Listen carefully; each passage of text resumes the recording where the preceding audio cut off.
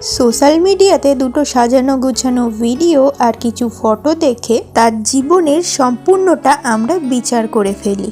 তবে আমরা যারা ভিডিও বানাই তোমাদের সামনে কিন্তু ভালোটাই তুলে ধরি, খারাপটা কখনোই নয়।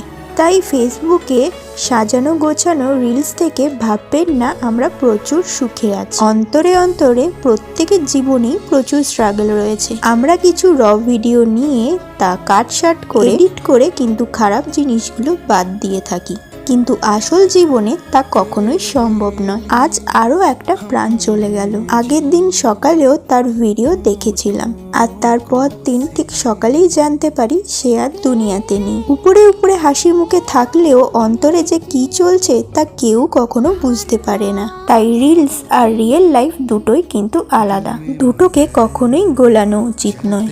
প্রত্যেকের জীবনে প্রত্যেককে অনেক কষ্ট করে বেঁচে থাকতে হয়। তাই নিজেও ভালো থাকবেন আর অপরকেও ভালো থাকার সুযোগ করে দেবেন। সব শেষে একটাই কথা বলবো, সায়নিধি যেখানেই থেকো ভালো থেকো। ওম শান্তি।